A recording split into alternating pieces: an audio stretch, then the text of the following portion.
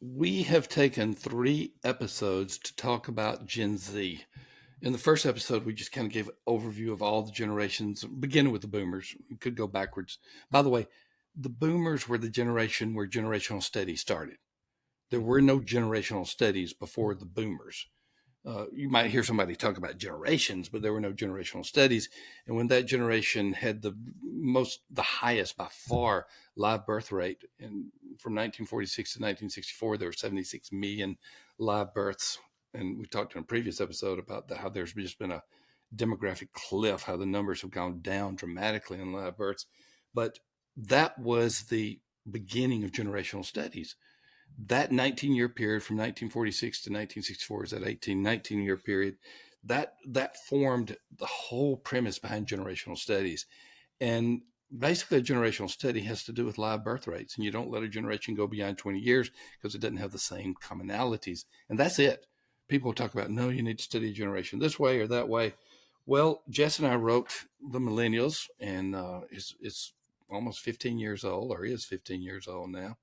And we studied that generation. And I've even made changes since we wrote the book because I have new data. And basically, I brought the millennial generation in at a shorter generation because the live birth rate uh, began to drop. And I brought the Gen Z in as a new beginning instead of the year 2000. What was it, 97, 98 that I brought it in? Gen Z 98. 98. Yeah, that I brought that generation in. And we're going to talk about reaching Gen Z. The reason it's foremost on my mind, I'm trying to write a book. Say I'm writing a book. Book number 43 is being difficult to me. And there have been a lot of interruptions in it, but I took the premise of the book, The Anxious Generation Goes to Church. I mean, the anxious generation, and added the phrase goes to church. And we talked about The Anxious Generation, the book by Jonathan Haidt, last time. And I just added goes to church and been doing research about how much opportunity the church has to reach this generation that I think most church leaders and members don't realize that they have. So I want to talk about that a bit. And I just want to talk about Gen Z. We could add Gen Alpha to that, which is the generation that is younger than Gen Z. But what do we need to know about these generations? Well, one thing you need to know is they're different from previous generations. And if you don't know how they're different, go back to the previous podcast and listen to how the smartphone has affected them.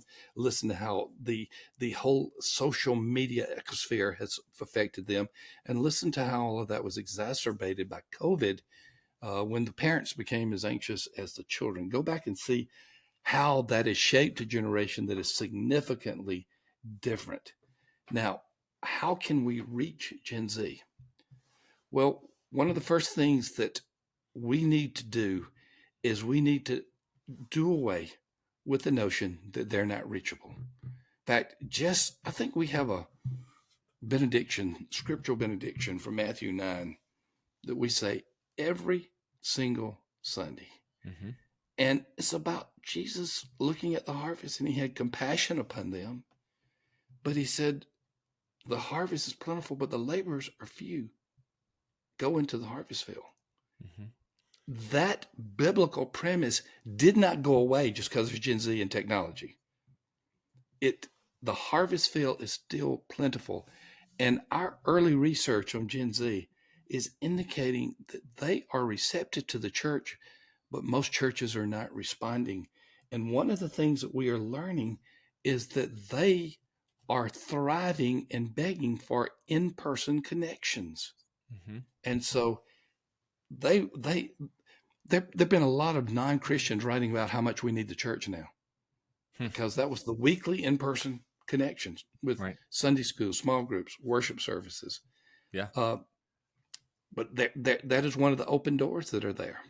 Yeah. Another one of the open doors. Did I interrupt you? You want to say something? No, I was just thinking the other part of that Matthew 9 verse. It says when Jesus looked upon the crowds, he had compassion for them because they were distressed and dejected. Ooh, And like sheep so without a shepherd. you want to talk, yeah, like sheep without a shepherd.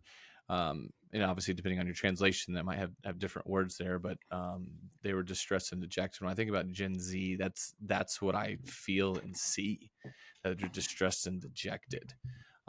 they're like sheep without a shepherd. But as you're alluding to here, they they're willing to find a shepherd. They're willing to connect with other people, and so that there's a stirring and this passion to be with people. I think when you look back previous cultures, previous generations, church was a social norm. Like regardless if you believed or not, it still provided an avenue to be around people. And so whether you were dragged there, you still found ways to connect. Now with cultural Christianity on its way out, that's not the case with Gen Z. They still crave connection. A quarter of a century ago, I wrote a book called Surprising Insights from the Unchurched. I followed it up 2 or 3 years later with the Unchurched Next Door. A lot of the similar research just continued in two different themes. One of the things that we found was only 5% of the unchurched back then were antagonistic to the church. Well, Church Answers Research has just done another research project. Guess what we found? Only about 5 or 6% are antagonistic to the church. The primary attitude is, I don't care. Right? Right. It's not relevant. It's just Right. they don't know about the church. But once you get them into the church, wow, they can connect. I mean, think about having an invitation ministry where your students and children are inviting people on a regular basis. Think about connectivity of families to who have young children, families and young children. The opportunities are there. They want to connect in person.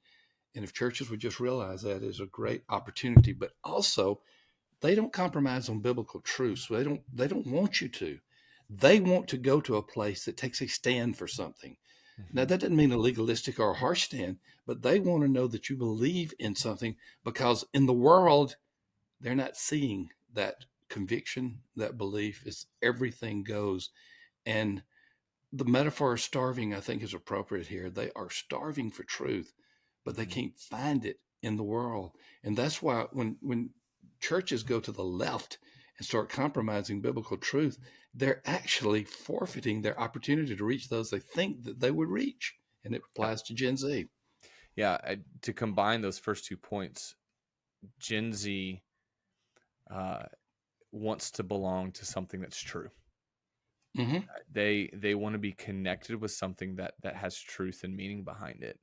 And I think that the church is the best place for this. We know this, right? It's absolutely the best place because John 14:6, I am the way, the truth, and the life. No one comes to the Father except through me. We know the truth, right? And if we can just create this sense of belonging, especially with Gen Z, it can be contagious. I have found, you know, depending on your church's stance, like we're a new church, and so we've only been doing Vacation Bible School VBS for 3 years now, just because we started it shortly after we launched. That has become a place where kids then are bringing their parents to church. Like Mm-hmm. they're starving for that, and parents are like, our kids keep asking to come be with other kids and do this, and it's like because they're starving for connection, starving And for a place to belong. VBS or a similar ministry, a backyard Bible study or something that reaches people in that form is a great entree for many Yeah. churches. Certainly has been for the church at Spring Hill. Um, Church involvement with parents. Jess, I have not finished all of my research, and I know there's a lot of research out there, but I can just simply tell you that if one parent goes to church, it's going to be healthier for the kids. If both parents go, it's going to be very healthy for the kids. And that research has not changed at all. And I just want to shout to Gen Z parents, Hmm. get in church, get in church for the sake of the kids, Right. because how they turn out is going to be a lot related to your commitment to Christ through the local church. And I wish I had all the research on that. I know there have been books written on it, but I'm looking for database research. But I can tell you right away that involvement of parents is going to affect significantly not only if the kids attend church, but how their future is shaped.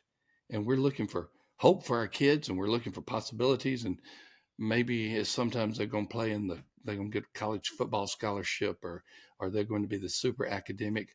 Well, how about them having a relationship with him who will give eternal life? And Hmm. that's the most important thing. Yeah. If churches can get back to, I know we say this in our kids ministry a lot, parents are the primary disciple makers. Well, if the church can really get serious about equipping parents to be the primary disciple makers, that's your home run, because you're Yeah. teaching parents to come to church, and you're teaching them how to disciple their kids, and then the kids are going to find the connectivity, and they're going to know the truth. They're going to belong. So that I feel like it has lost its way in the past years, but I think Hmm. we're gonna see a resurgence of that for churches.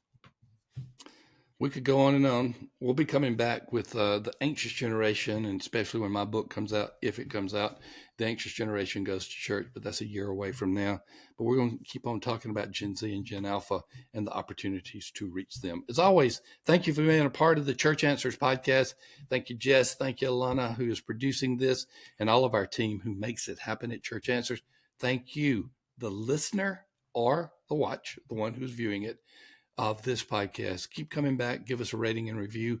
If you're at the YouTube, give us a thumbs up. Subscribe wherever you can. Support this ministry, and thank Cheney and Associates by contacting them as well. See you next week on the Church Answers podcast.